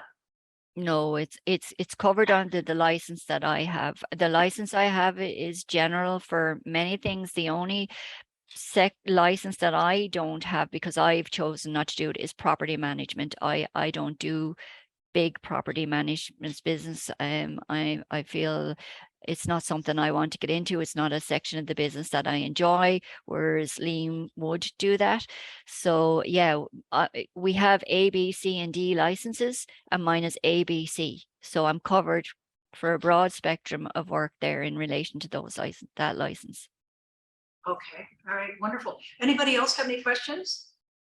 All right, Brilliant, thank you for that presentation. And I know Liam's got a little bit more to chat about. So welcome, Liam. Hi, folks. Listen, I won't keep you long, because I think most of the topics have been covered, and maybe there's been a bit of overlapping there as well. So just to focus on the international element, and I suppose the main issue would be finance. So an investor from the US, how would they finance their investment here? So the first thing to say is that Ireland is seen by the international investment funds as a safe bet, mainly because of the strength of our economy and because it rebounds so quickly after a recession. And because of that, they're more than willing to lend. And those funds have huge amounts of money to lend. And the type of buyers, international buyers who are buying at the moment, I think Alan Lockery referred to them there, are people who are investing in the likes of nursing homes. We have an aging population here in Ireland, and there is a huge need for nursing homes. And hotels, I think Alan touched on the hotels as well, because of the strength of the Irish tourist industry and the fact that we have a lot of Ukrainian refugees coming into the country at the moment who are taking up a lot of bed spaces. It means that we have a huge demand for hotel bed spaces at the moment. Industrial, again, the buying online has created a huge demand for very large industrial units, especially as distribution hubs. And then the office space in Dublin, what we call the CBD, the Central Business District in Dublin's 1, 2, and 4. And then the office space, again, Alan referred to it, there have been a huge amount of very large acquisitions in Dublin recently. The rental values in Dublin are climbing, but they have a glass ceiling because they are getting to a point where the price per square foot is getting close to what it is in the other European capitals. And a big investors coming into Dublin are not going to pay well over the odds in Dublin for office space if they can get it cheaper elsewhere. But there's still a huge demand for office space in Dublin. So I suppose with that in mind, to deal with the financial end of it and borrowing capacity, probably the best way, and this is I suppose it's not tax advice, but this is generally what is happening, is that for foreign investors, including American, the best way to invest is in an Irish SPV registered in Ireland specifically for that investment purpose. And generally they will, depending on the location of the property, they will lend kind of 65 to 75% loan to value. In Dublin's 2 and 4, you will get 75% loan to value, so 25% down. And it's like I said, it's location driven. You will get interest only mortgages, but those interest only mortgages, there's only, I'm told by the people that I deal with, the mortgage brokers that I deal with, is that there's probably only one investment fund that you could take that sort of business to. Dublin, Cork, Limerick, and I presume it's the same in Galway. Maybe Alan Lockett could come in there again, but I think it's generally kind of 70% loan to value for foreign investors. And the rate is probably at about 6 to 6.5% at the moment, based on the earning potential of the investment, and the all-in rate is probably about 7.5%. There are particular funds out there who would be kind of doing bridging finance over the short term. They're quite expensive, and they would only be used for a very short term to take out a particular investment. And they're usually quite high interest rates, maybe over 2 to 3 years at around maybe 12%. So it's usually 1% in, 1% out, and 10% carrying. And then the tactics of the strategy of a lot of the international investors is that if they're looking for that sort of finance, they're looking to carry it for 1 to 2 years, and then approaching one of the pillar banks to take out the high interest rate mortgage with one of the pillar banks at probably much lower rates, probably 4 to 5%. Although I think it's with the European Central Bank pushing up the interest rates, that's probably going to be 5.5, maybe 6% pretty soon. Alan, did you want to add anything to that, or what's your experience? Yeah, well, I suppose a lot of recent international investors have been coming with their own money and benefiting from the strength of the dollar to the euro. Like, there is, I suppose, a good time at the moment that the dollar is given great value when you convert it into the euro. So those that are in cash are taking the benefit of that. From recent transactions dealing with international investors, a lot of them will come with their own money. And then we have a lot of, and that Irish Americans or American investors. And then there is the Irish International, there's the business visa program that's been taken up, where international investors that invest in Ireland, either into they want to get a business visa into Ireland, if they invest into a charity of up to 400,000, they can avail of a business visa into the country. And then if they invest into a business, there's certain criteria to meet, and that then they avail of it as well. So a lot of international money is flown in from that as well, and a lot of sporting bodies have benefited from it. But in terms of real estate, look, the pillar banks, which is Bank of Ireland, AIB, are very open. They're very open. If the deposits are there, if they're coming in with 30% of the money, they're very open for applicants to apply for loans and that. So,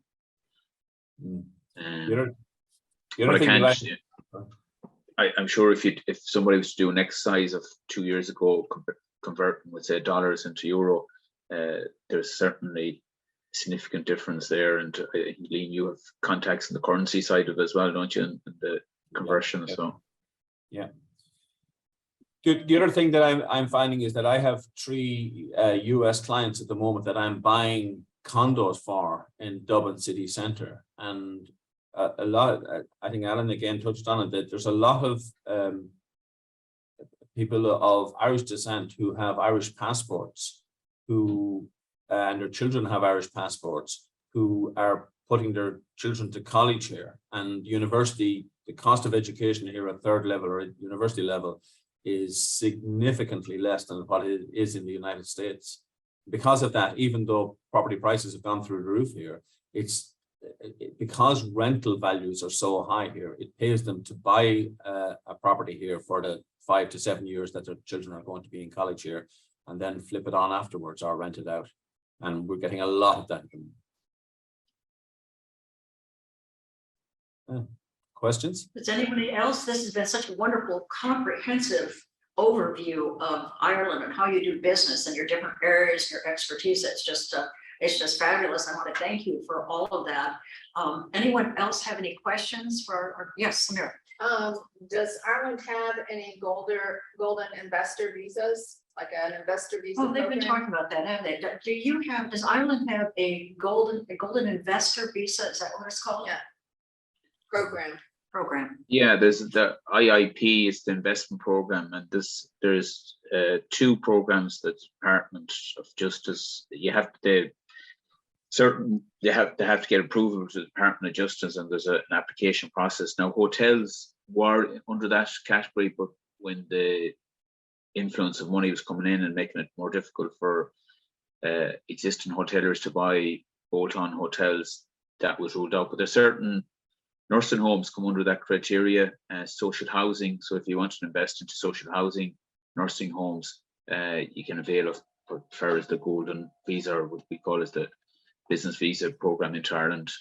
I can share data on that. If you want to pick up an email, I can share that. And I've introduced a number of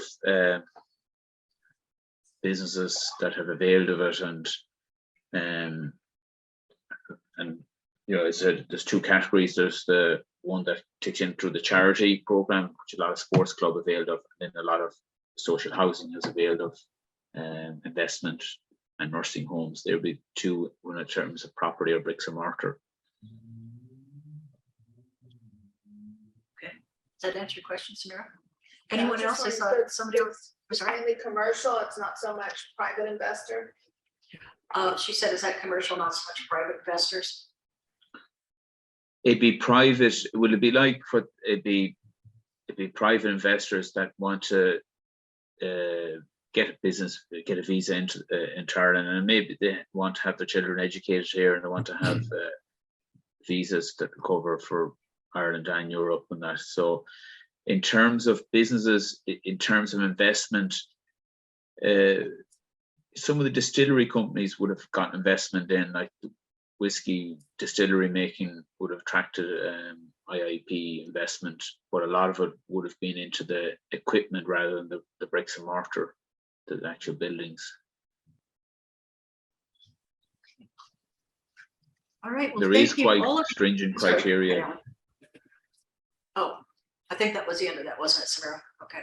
Thank you. Anybody else have any input before I introduce Jim Kinney? We hope you'll stay on with us. I thank you so much for participating. It's just been so informative and so wonderful to see everybody, and we've chatted on the phone. So again, it's nice to see a face and a name. No, Anybody else?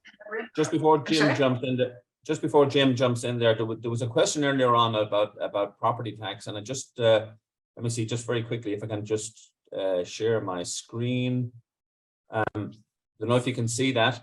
That's Great. Okay, thank you. revenue commissioners and the local property tax. So in 2022, that's the local council area where I'm resident. And then you can see, like Bernadette referred to earlier on, there are bands of value. And if I choose any of them, it tells me what my tax is for that property for the year. And it's just a very simple way of calculating the tax. It's let me see now. So there at that value, you can see a property is valued 350,000 to 437,500. The local property tax is €405 for the year. So it's minimal. Is that determined by different counties? Is each county different, or is it by your city or your town? How is that determined? Yeah, so okay, let's just change the council. So Fintan up there, who's always complaining, his county is Longford, and it's still the same value on the same band. So it's calculated based on the value of the value bands of the property. That really hasn't changed either in the last few years. No, that's not. So, okay, I hope that helps. You asked him, is that the only tax? You asked him, is that the only tax they pay? A local tax isn't the only tax you pay. Do you pay a federal tax or what other taxes are you prepared to pay? Yeah, that's the main one. There were a couple of other taxes that were in force a few years back, but they have now been phased out. But that's the main one, the local property tax.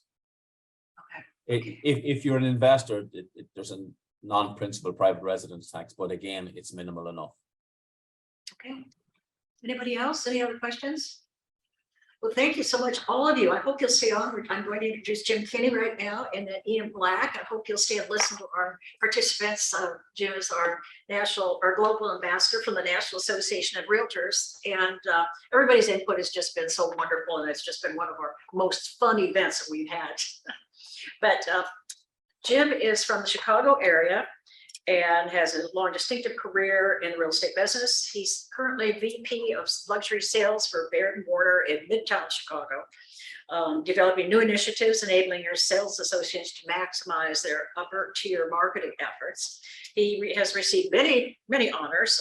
He was named Realtor of the Year by both the Illinois Association of Realtors as well as the Chicago Association of Realtors. And if I'm correct on this, Jim, you're still currently the president of the Illinois Association of Realtors? No, I'm the past president, 2015 past president of the Illinois Association of Realtors. So, okay. Yeah. So we're interested in hearing about what a global ambassador does for the National Association. What are your connections with Ireland? What are your requirements? You do so many things. You're involved in so many different things, and this is an interesting aspect that I think our audience would love to hear about. well, thank you, Glo. Yes, the National Association of Realtors has their global program where we have bilateral agreements with almost every country under the sun. And in the structure of these bilateral agreements, we have someone assigned to a country or a group of countries. Years ago, it was called a presidential liaison, and one person was assigned to each country. They've changed that and grouped them into areas and clumps of countries. So when that change was put in place, I was assigned to the UK and Ireland. Back in the early 2000s, I was the presidential liaison to Ireland with a different organization, IAVI, before our agreement was switched to IPAV. So I've had a long history in global. I was very active in FIABCI, which Liam is now sinking his teeth into that and reinvigorating what's going on in Ireland with their FIABCI chapter, and attended many of those conferences. One of our own in Chicago was was FIABCI World President, Sheldon Good, and I went to his installation in Tokyo back in the 90s. So developed a lot of friends in the international sphere over the years, and my office happens to be located 3 blocks north of NAR headquarters here in Chicago. So as they were working on different pilot programs and things like that, I was the perfect rat, if you want to say, to try things out on. So I was the guinea pig or the rat or whatever.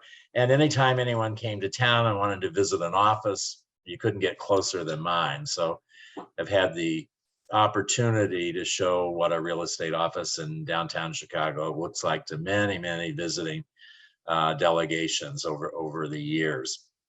But I do have a strong Irish heritage myself, so I certainly enjoy the connection to Ireland, and this group especially. I think you can tell by their presentation, not only are they very, very good at what they do and very informed, but they're passionate about the business, and they've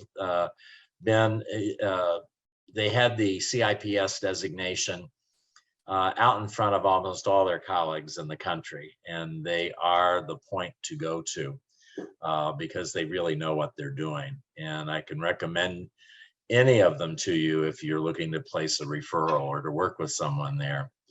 But my job as the ambassador for NAR is really to work with the CEO, in this case, Pat Davitt, in making sure that we are supporting each other on our educational ventures, on our professionalism. And right now, more than anything else, we're seeing with all the countries around the world, working on technology together and sharing. There's no sense in reinventing the wheel. And so whatever we can share together, NAR's investment division, Second City Enterprises, is active now in both the UK and Ireland, and they're looking for investments in technology in those areas. I'm also the point of contact for our members if they have a question about Ireland. I field questions from our members and then send them on to the appropriate person in Ireland to answer their question or to make a contact or seek out where to place a referral. So I know we've gone on long today. I don't want to take too much time, but I'm really the answer man. And if I don't have the answer, I know who does. So on both sides, I can point them to where they need to go. So, but I highly suggest, you know, a lot of people have an interest in international business, but I think it's one thing to have an interest in it, but to do it, I think you really need to have boots on the ground. You need to visit the country so you can understand what you're talking about. And then it's easier for you when you meet someone to develop a bond of trust and then start putting together a farm program of how you can solicit business from Americans to invest in Ireland. And there are many, many ways to do it. There's databases out there that can give you, you know, a heightened fertile group to contact. And I think, you know, all of this activity that we've shared in, it's nice to have the colleagues and nice to have that support, but we're doing this to develop business. We're doing this to make money. And so we're looking for ways where we can turn all our efforts into paying the rent, so to speak. So I've seen it grow a lot. I've been involved since 1991, and I've seen the professionalism on the global stage really advance tremendously. And I think the technology has brought us all closer and closer and closer. And I think one of the things that we can all experience is that our own customers are getting highly sophisticated. And you need to stay educated. If not, your customer becomes more knowledgeable than you are. And you never want to be in that position at all. So I think my contact number is out there, but if anyone has a question or needs my services, I am on the NAR webpage as the Global Ambassador. You can find me there. And I will be in Orlando, and Liam, we'll have another late night drink down there for sure, I'm sure. Fenton, you're allowed to come too. Well, I hope everyone's going to be sharing all their contact information for us as well. We are being recorded, and we want to make sure everybody has your contact information. We can certainly put that out to all of our members, in addition to the folks that have been here today. So we have to let us know where everybody's going to be in Orlando in November. But please go on, Jim. Well, it's I think that's the point. If you are a Florida practitioner, make sure you track us down when we're there. There is an ambassador program, and the Ambassador Association for Ireland is the Austin Board of Realtors, and they are going to be shepherding our Irish friends around and making sure that they're at the international night outs and at various breakfast and cocktail parties. So keep an eye out for us, and you'll be able to find, and you'll have an in-person conversation with Bernadette or Liam or Fenton, and they can take their time and give you some really good personal insights. Well, that's wonderful. So you've got some wonderful contacts right now. You obviously know some of them, but this would be great referrals for you and for them to know of an individual here. Any questions for Jim? Samira? Just curious to know, does Ireland have an MLS system that's countrywide? No, I'm sorry, what is it? MLS. no. What about it? Wanted to They know don't- if they have an Oh, Samira? you do have an Oh, in Ireland, you have an MLS countrywide system.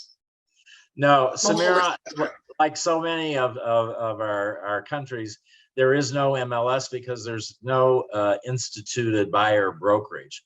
It is basically a seller representation country, and there's no split fee basis that we are based on. So there's no offer of cooperation and compensation. Now, as I say that, it doesn't exist as an institutionalized MLS, but if you talk to active brokers in areas, they will do amongst themselves for certain properties. They will invite colleagues to participate and share a bit of commission if need be to move a property, okay? But it's not institutionalized like we have. What you're seeing, NAR is now being sued about our commission structure and our MLS, and they're citing places like the UK and Ireland to have a successful property scheme going on that does not embody a guaranteed of a split commission. So in this country, they're trying to break us apart of what we have and make us act more like our counterparts in England and Ireland and on the continent. So what they do have, and you've seen around, are posting services where people can post their properties. So the consumer can go to various websites and see a selection of properties independently from the individual company's websites. But the other thing is to realize if you're placing a referral, you're expecting when you get a referral over here that you're going to pay a percentage of your commission to the referring broker. But as Bernadette said, the commission that they are getting there is nowhere near what we're seeing. So it's not, you have to understand what you're wading into and dictate a referral that would be commensurate with the fee that was being collected by the broker you're dealing with. I myself, in many of these instances in both the UK and Ireland, have foregone a fee just really looking for my client to be well served. And that's what I look for going out. But I also offer to pay a generous referral for incoming business. But you have to keep that in mind. So many people here who haven't traveled around or looked at other countries just assume the whole world does real estate like we do in the United States. And you really need to understand how it is on the ground there before you start making demands or trying to do agreements beyond what you know. Right. Anyone else? Well, Jim, thank you. Thank you for being so patient and giving us this information about global ambassadors and wrapping up our side with our Irish folks. And now I'm going to introduce Ian Black, our last speaker. Ian is our local star. He is a top commercial agent here in Sarasota. And Ian came from Belfast in the 60s and then started your own business in the 80s. Okay, started his own business in the 80s. And he's very involved in the community as well. He was past chair of the Sarasota Chamber, the Sarasota Film Festival. He was also named one of the top 100 most powerful people in Sarasota. And he's also an acclaimed artist. He does sculpting and paintings, and his artwork is in some of the local art shops. He's here to talk to us about his experience coming from Ireland and what brought you here, how you create your business, and where you go from there, and how is it different dealing with business here as opposed to when you're in Ireland? Because you were doing commercial business at that point. Thank you, Glo. I've had the privilege of working in both Northern Ireland and Sarasota, Florida for the last 56 years, believe it or not. 16 years were spent approximately in Northern Ireland, and I came over in 1982 to Sarasota, Florida. I first went into the business, I think it was in 1965, into a company called Brian Morton and Company. At that stage, we had one office. And in those days, to come into the real estate business, you would go in as somewhat as an apprentice. You would get paid a nominal sum every week, but in return for that slave labor, as it was, or wages, you were trained through the company. The company would take time to train you in all aspects of the business.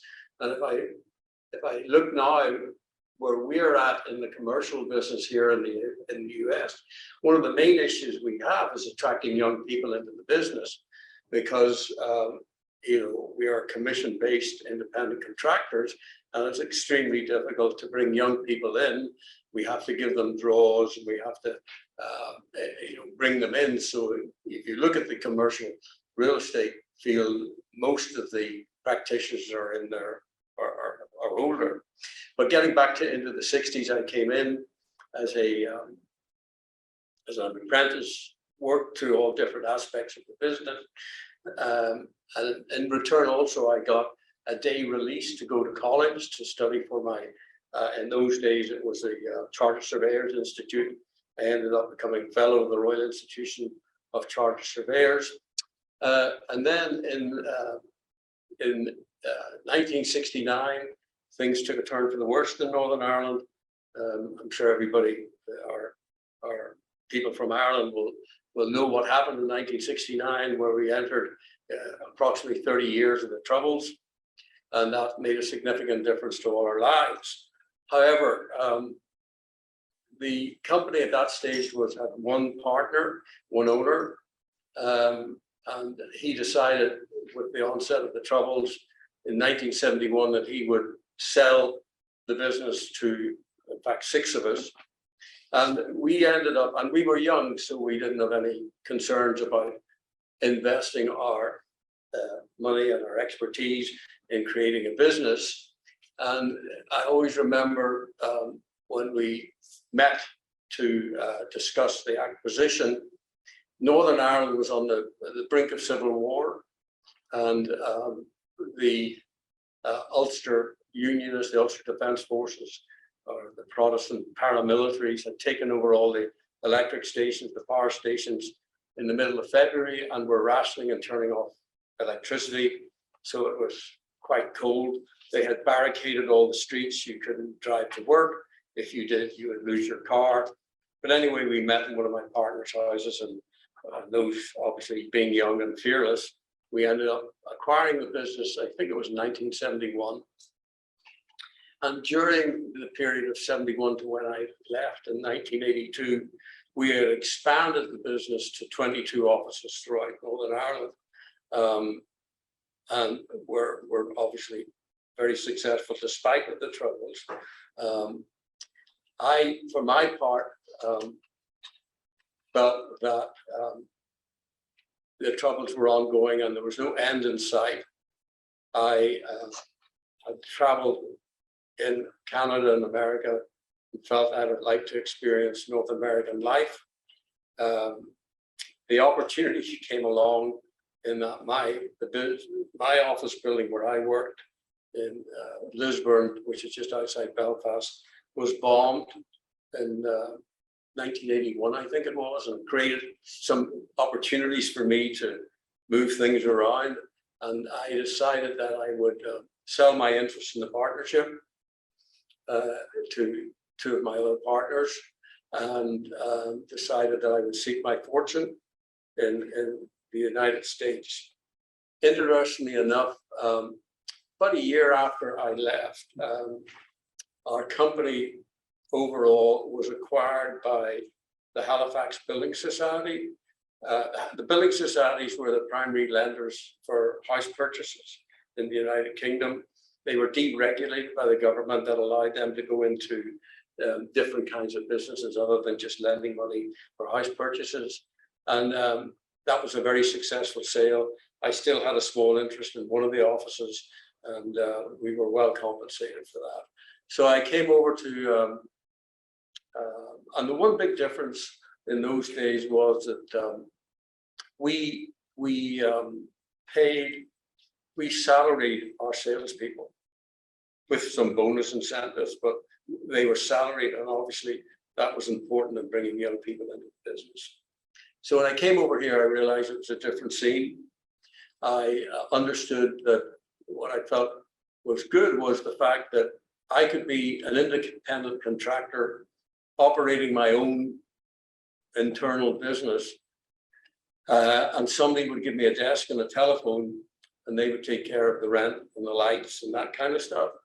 So initially I started with a company called General Realty, which was Lynn Robbins, who unfortunately just died recently. And, she was very instrumental in bringing me over to Sarasota, because when I came here to visit, she was so hospitable and made me feel very welcome before I made the decision to come to Sarasota. Since that time, I worked maybe about 6 months in the residential field, and it just wasn't for me. I decided then I would focus on commercial. I ended up at Harrison Properties. Lee Harrison, regretfully, is not with us anymore. And then I went work for one of the larger developers here, Fred Starling, who was developing along the interstate. And that was a big stepping stone for me. I ended up working in a couple of other companies. And in 2003, I opened up my own office. I felt that at that stage in my life, if I didn't do it then, I would never do it. So myself and an associate of mine, we started our business back in 2003. And since then, we have grown the company now to, we have about 25 of us, including our brokers in the company. We manage approximately 1,700,000 square feet in our market area here, of all different shapes and sizes and forms, industrial, retail, office. We are like the professionals, like people we've heard speaking today, we're undergoing similar kind of, as it were, there are storm clouds on the horizon. And it's amazing how now our market, the real estate market, is really a global village. And as was referred to, if someone's catching a cold somewhere in the world, we'll probably get influenza. There's no question that the storm clouds are out there. Our Federal Reserve, like your European bank, is hell-bent on pushing us into a recession. And I think we're going to see another 3/4 basic points rise in interest rates, probably before the end of the year. The impact of that on our commercial investment sales is not yet being felt, but is being felt in that one of our major office complexes was under contract.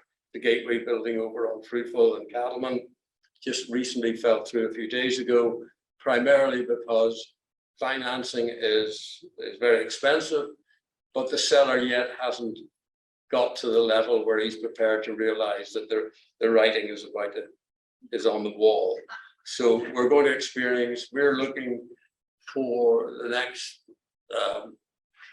year that I think sales activity will be down, because for people who want to own their building, for their businesses, the cost of borrowing has substantially increased. We have what's called small business administration loans here. which enables people to not only leverage the real estate they're buying, but leverage their business, whether it's receivables or inventory.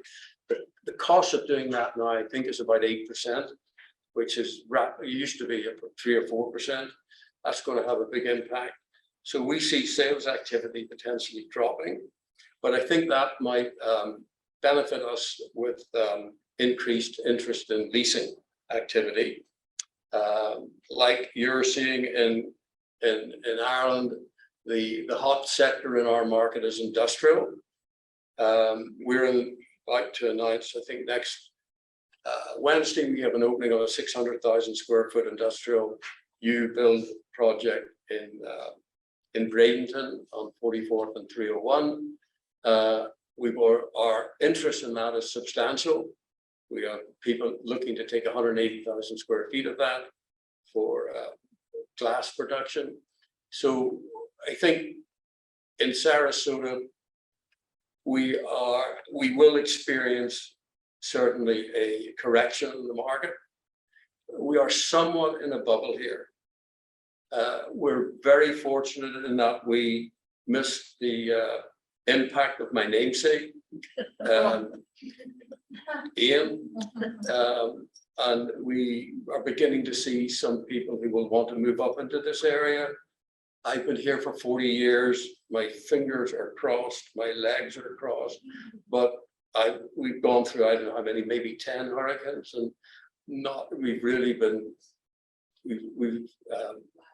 we've missed the major impact, major storms. There are many rationales out there as to why that is, but I don't want to speculate on that. We see that, but also as a result of COVID, the in-migration to our community is substantial. Never before have we seen the amount of outside money who wants to invest in our area. We're particularly centered on downtown Sarasota. One, we hope it'll get to fruition, but yesterday, the City Commission, in their infinite wisdom, in an attempt to create more attainable or affordable residential units, so that Sarasota is just not a place for multi-million-dollar condominiums, increased the density from 50 to 200 units per acre, but that incremental increase, a percentage of those will probably about 15% of those would have to be attainable for people earning a particular percentage of the what's called the AMI, the adjusted medium income. So we hope that the comp plan has been approved, and now we have to go through zoning text amendments. We're also facing an election in downtown Sarasota. There could be a significant change in commissioners. They would not be as friendly to this effort as the existing commission. So these are just the things that we have to be involved in politically here to make sure we really make an attempt to create a diverse population living in the downtown core. So I hope that's given you some perspective of where I was and where I am, and I'd be happy to answer any questions. Questions? Yeah. Yes. So I'm just curious, have you noticed any kind of difficulty in moving commercial space since people are learning that they can stay home from COVID? In other words, empty office buildings and things of that nature. The question was if you would see any difficulty moving commercial spaces. People have been staying home because of COVID. Not significant, no. I think initially there was a reluctance, but at the end of the day, people still yearn for being together. Now, has the design of office space been different? Yes. You're looking now at not necessarily giving people a permanent office or a permanent location or a permanent desk, but the trend is to go to drop-in spaces that people will work probably more from home than they did in the past, but there will still be a place where they will come into the office. But primarily, there's still a pretty healthy interest in office space. Along with that, at that same time, at the COVID, so many places I was reading in New York, the building on commercial properties stopped because people were not going into the office. Did we have that occur here as well? No, they all came down to Sarasota. They all came down from New York. Yeah, they all came down to New York, and we had significant. Well, I think people realized that they could actually live in Sarasota and commute back to New York whenever they wanted to commute back to New York, and did require office space down here. So we had significant immigration from I New think we've York, all experienced Chicago. that with clients who come from elsewhere and they go up wherever they are partially, and then they come down, they work mostly from here, go up a week at a time, but they're all coming down. Yep, and that will hopefully carry us through any correction in the market. Anybody else? Any questions? How about any of you folks from Ireland, my friends from Ireland? Do you have any questions for Ian? Well, can I just say, Ian, that I love that you haven't lost that beautiful Belfast accent. No, yeah, when I go back to Ireland, they think I'm American. They call me a Yankee. No. All righty, well, thank you, Ian. Thank you so much. And thank you to all of you. I just can't tell you how much we appreciate it. It's been a special day. I hope I will see some of you in Orlando. And we will be making sure your information is passed out to everybody who has attended and on our Global Business Council listing as well. And I think you've got some opportunities here for people who do global business. They will be able to reach out to you, and certainly it could be a wonderful referral opportunity for everybody. So this has just been a wonderful day of great information, and I appreciate everybody being here and the audience as well. And those of you who can join us. Thank you, Glo. Thank you very much.